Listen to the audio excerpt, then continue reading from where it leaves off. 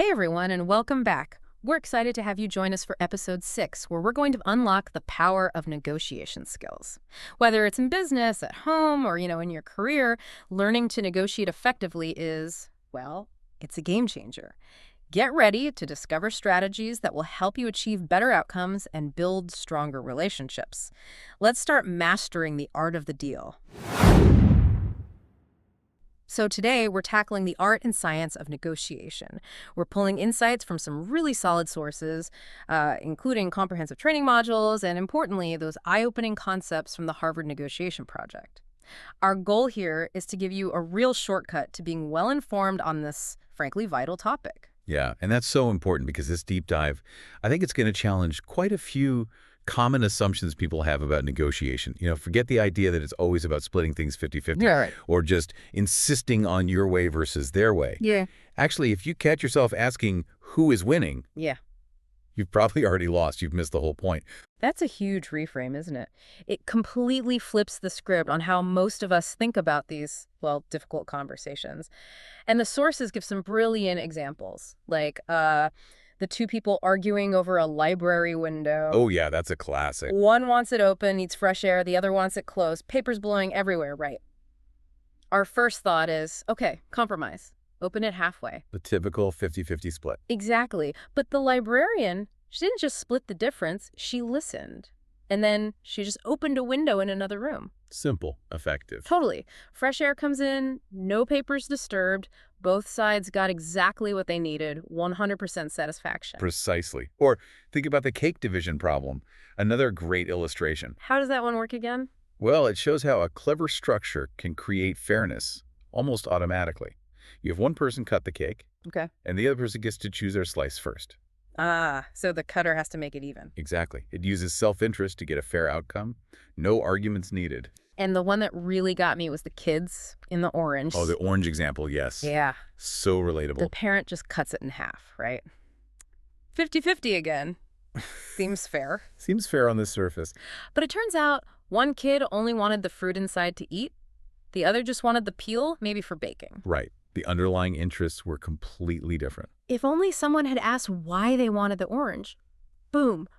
Both could have gotten 100% of what they actually needed, not just 50% of the whole thing. Yeah. It shows how we jump to compromise on position. Without ever getting to the interests underneath. It's a fundamental mistake. And what's really key here, what all these stories show, is that good negotiation isn't just about compromise.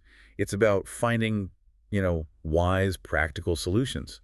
Solutions that leave both sides feeling good, feeling like they gained something, and crucially, without wrecking the relationship. That's the goal. And this stuff applies everywhere. Multi-million-dollar deals, sure, but also deciding where to get pizza with friends, or who does which chores at home, or asking your boss for that raise.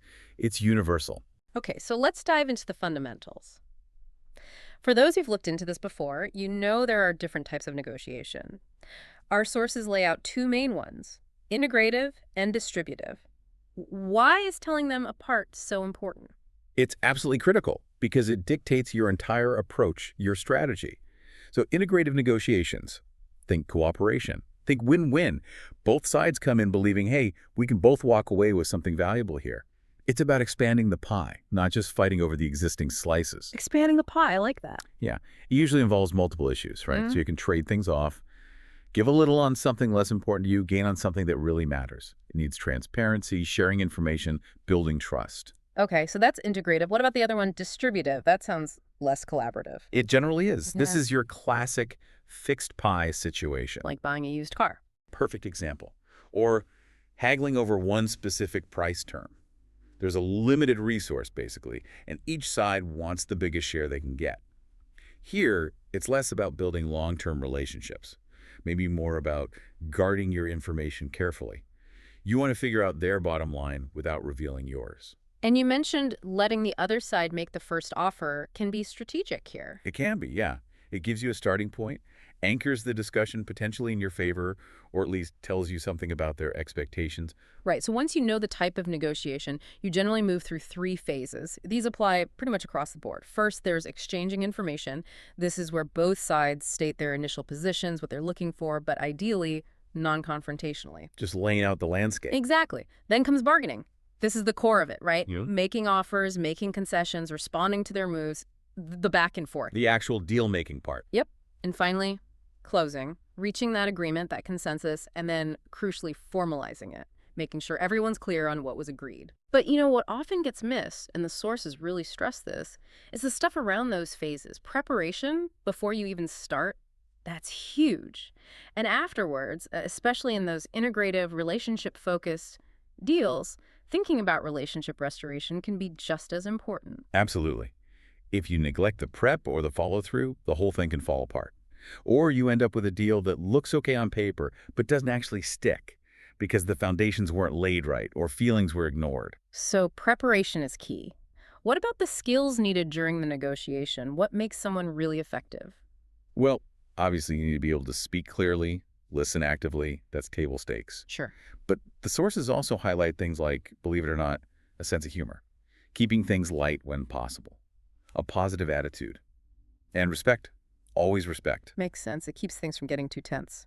Definitely. But to really excel, you need self-confidence. You need strong emotional intelligence, reading the room, managing your own reactions, persistence, patience. Negotiations can take time. And creativity, thinking outside the box for solutions. It's as a constant balancing act, knowing when to give a little, but also knowing where your absolute line is, your deal breakers. That balance, yeah, it sounds tricky. And speaking of bottom lines, let's dig into preparation more. The sources talk about alternatives. We hear about BATNA a lot.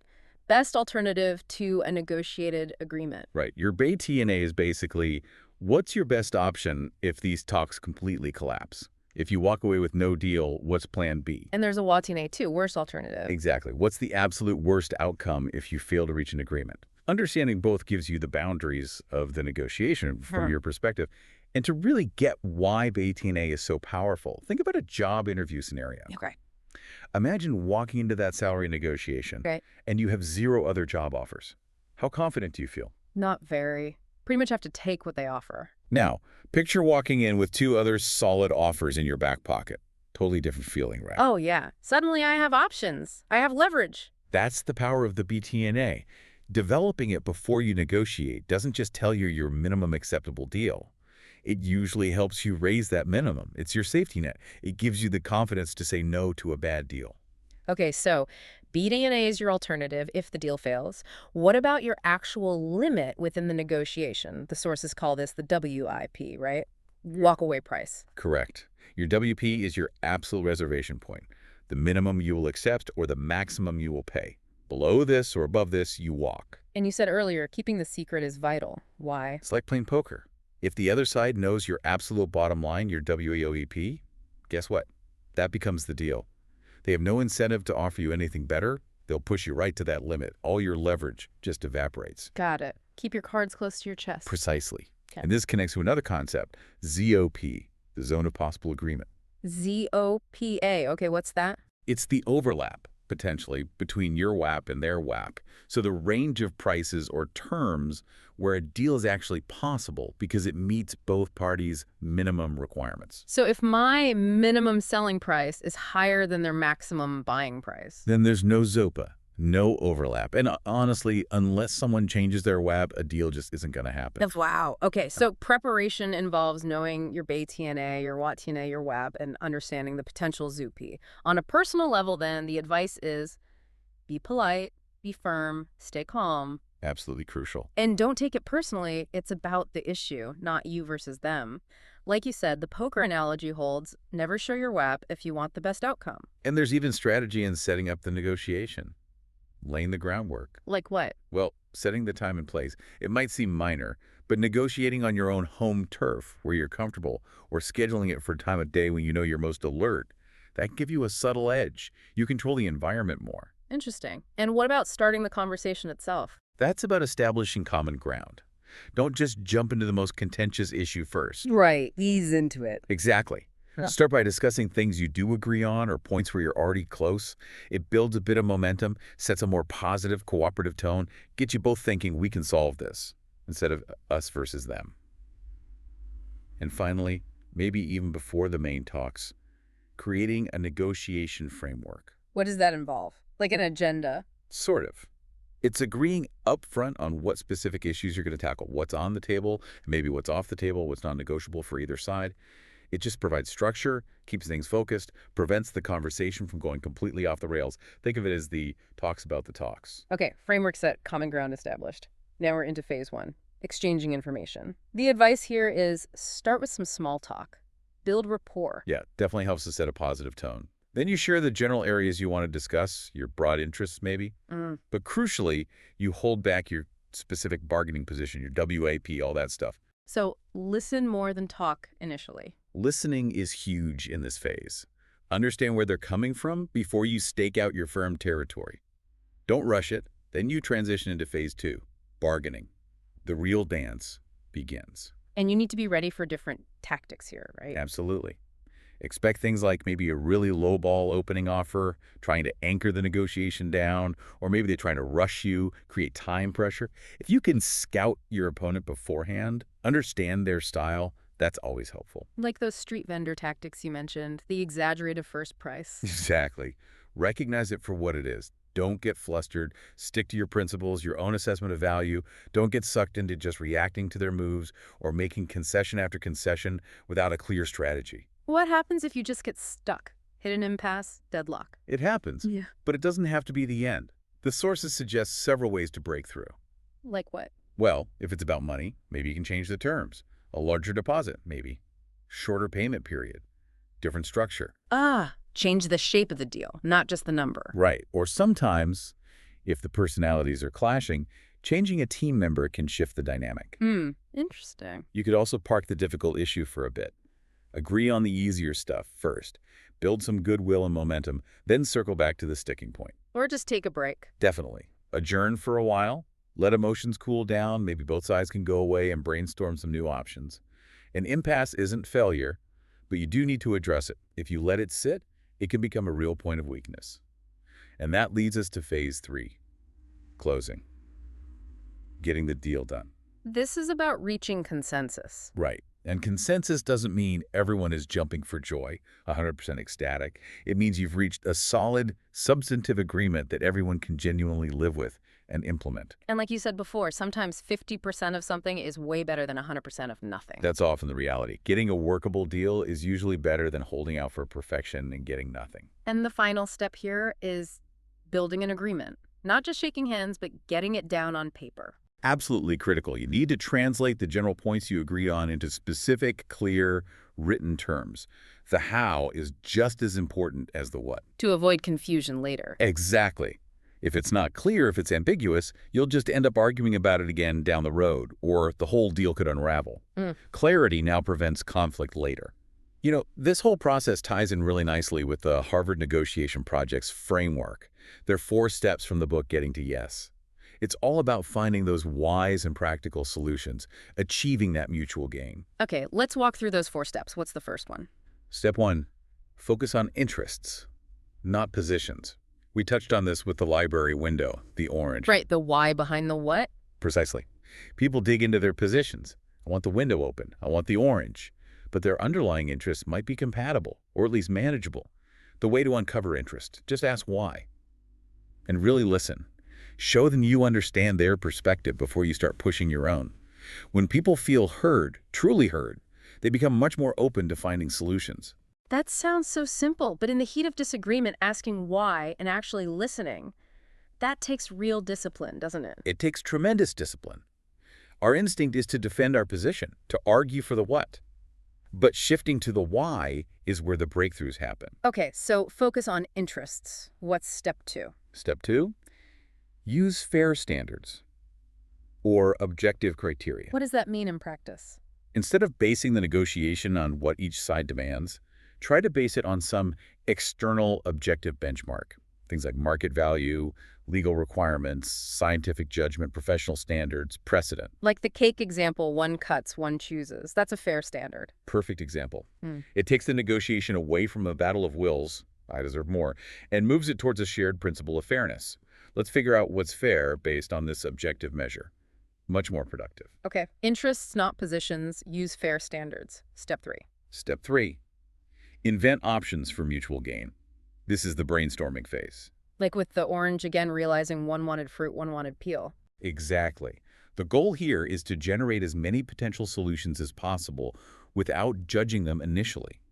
Separate the act of creating ideas from the act of evaluating them. Get everything out on the table first. And the surprising thing here is that differences between the parties aren't necessarily obstacles. Quite the opposite sometimes. The Harvard approach shows that differences in interests, priorities, timelines, risk tolerance, these can actually be the raw materials for creating value and finding really creative win-win solutions. Don't assume differences are problems, they might be opportunities. Fascinating. Okay, step 4. Step 4, and this is a big one, separate the people from the problem. Be soft on the person, hard on the problem. That's the mantra. Imagine literally putting the person on one side of the table and the problem on the other. Deal with them respectfully, acknowledge their emotions, build rapport, but address the substantive issues firmly and directly. And building that relationship before you even negotiate. Hugely beneficial. The sources mention studies showing that even just a little bit of rapport building, getting to know the other person, can boost success rates by like 25–30%. Your own anger or frustration can block a good deal just as easily as theirs can. Manage the people problem separately. Okay, that framework sounds great in theory, but what if the other side, well, what if they don't play fair? What about dirty tricks? Yeah, that happens. The key, according to the sources, is first to recognize the tactic. Things like good cop, bad cop, deliberate deception, psychological pressure. So call it out. Often, yes. Simply naming the tactic can neutralize it. It looks like you two are using a good cop, bad cop approach here. Do it calmly. Focus on the tactic itself. And always, always bring the focus back to the problem, the substance, not personal attacks. I'm finding the sunlight distracting, not you deliberately put me facing the sun. And what if they just seem more powerful? They have more resources, more leverage. Yeah, what do you do then? This goes back to the BATNA. Your best defense, your greatest source of power, is always knowing your best alternative to a negotiated agreement. The better your BATNA, the less you need this specific deal. So you can walk away more easily. Exactly. The power to walk away is often your strongest card when facing a more powerful opponent. And if they resort to personal attacks, how do you handle that without escalating? The sources suggest something called negotiation jujitsu. Jiu-jitsu, like martial arts. Kind of the same principle. Don't meet force with force.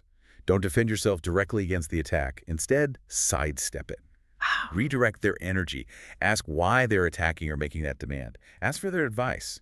If you were in my shoes, what would you do? Or invite criticism of your ideas. It shifts the dynamic, forces them to engage on substance, and often diffuses the attack. And related to all this is managing your own emotions. If you feel yourself getting angry, frustrated, overwhelmed, recognize it. Take a break. Absolutely. Suggest a pause. Step away for a few minutes. Cool down. Letting emotions run high is usually a recipe for disaster in negotiation. Self-awareness is key. Which brings us to a really important point. Knowing when it's actually time to just walk away. Yes. Sometimes that is the right move. The sources are pretty clear on this.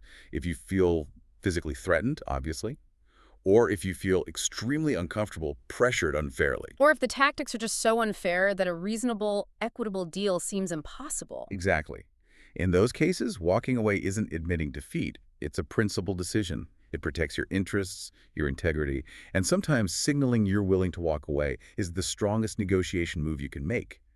And it's worth repeating, these skills, these principles, they're not just for the boardroom. They work in everyday life too. Right. Separate the people from the problem when arguing with your spouse. Totally. Focus on interests, not positions, when your kids are fighting over a toy. Invent options for mutual gain when figuring out the family budget. State terms clearly for who does what chores. It just makes interactions smoother. Even the medium matters, doesn't it? Negotiating over the phone. Definitely confirm everything in writing afterwards. Misunderstandings are too easy over the phone. And email. Email's okay for simple, clear-cut things, stuff that isn't emotionally charged or super complex. But for anything sensitive or requiring real back-and-forth discussion, probably not the best choice. Tone gets lost, misunderstandings multiply.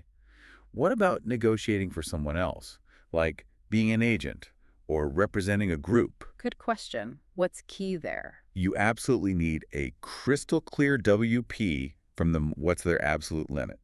You need explicit permission on what concessions you're allowed to make.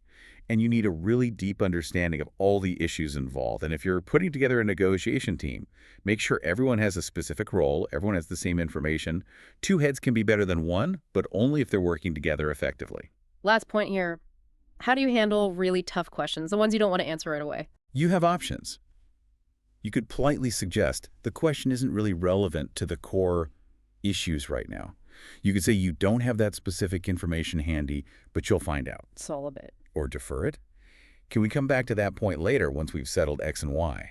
Or another tactic is to answer their question with a question of your own, to understand why they're asking it, what's their motivation. It's about controlling the flow of information strategically. For a final thought on all this. Yeah. There's a great story from 1964. A father and his son are playing Frisbee in Hyde Park in London, just tossing it back and forth. Okay. And this man walks up, watches them for a bit, and then asks, "Sorry to bother you, I've been watching for 15 minutes. Who's winning?" Who's winning at Frisbee? Exactly. And the point is, in negotiations, asking who's winning is like asking that question about playing Frisbee or even asking it in a marriage. If your main focus is on winning, you've fundamentally missed the point. It's not a competition in that sense. It shouldn't be. The real goal is working together, understanding interests, finding a solution that works well for both sides. That's the real victory.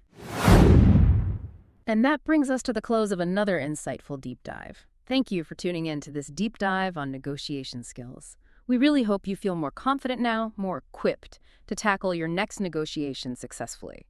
Remember, like any skill, practice makes perfect. Keep refining these techniques. If you found this deep dive valuable, please do show your support. Hit that like button, maybe share it with someone you know who could use these tips. And of course, subscribe to our channel for more essential professional development content. Until next time, keep negotiating wisely.